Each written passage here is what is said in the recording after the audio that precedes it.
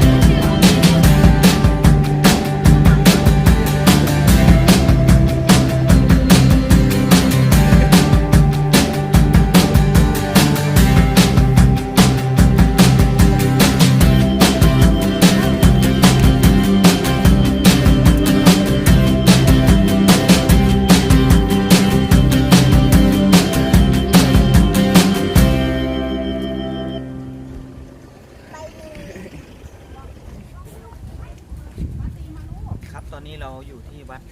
สมเด็จภูมิเมืองอำเภอภูเรือแล้วนะครับเราเดินทางมาถึงเมื่อกี้ครับเดี๋ยวเราขึ้นไปดูที่วัดมี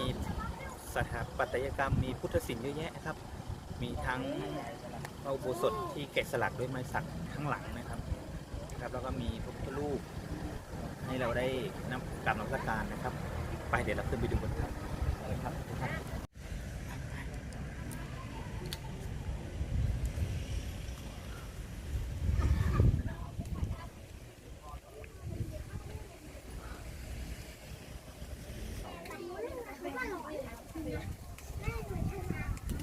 ขอเป็นแถวก่อนหมดแรง ไฮไลท์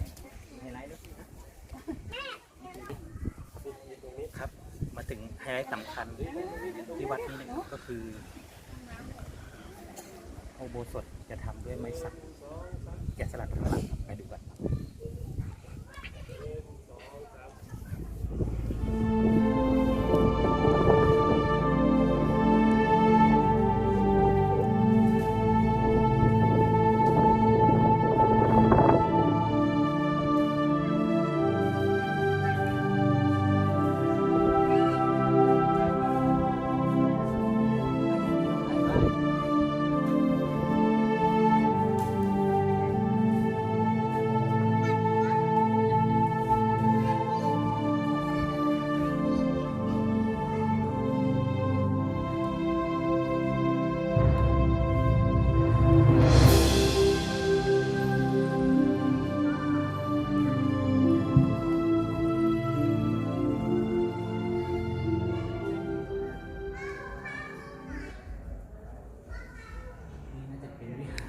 ย่อย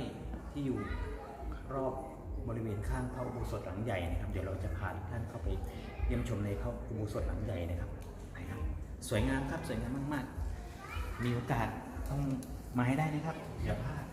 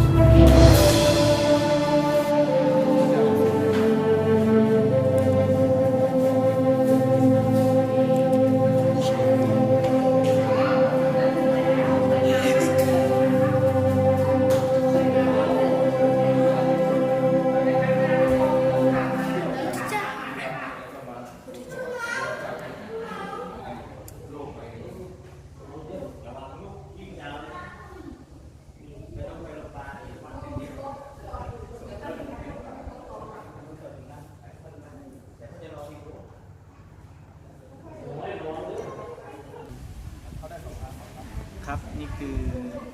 วัดสมเด็จภูมิเมืองอำเภอภูเรือจังหวัดเลยนะครับ อย่าลืมถ้ามีโอกาสนะครับมาแวะนมัสการพระพุทธรูปมาเยี่ยมชมพระอุโบสถที่ทำด้วยไม้สักการังและมาชมภาพประติมากรรมภาพพุทธศิลป์ทั้งหมด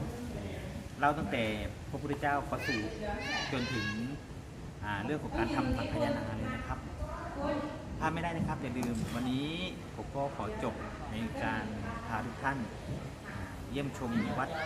สมเด็จภูมิเมืองอำเภอภูเรือไว้แต่เพียงเท่านี้นะครับ พบกันใหม่คลิปหน้านะครับนำสาระดีๆมาฝากอย่าลืมกดไลค์ถ้าใช่ก็กดแชร์อย่าลืมกดติดตามมาด้วยนะครับบ๊ายบายครับทุกท่านครับสวัสดีครับสวัสดีปีใหม่ครับ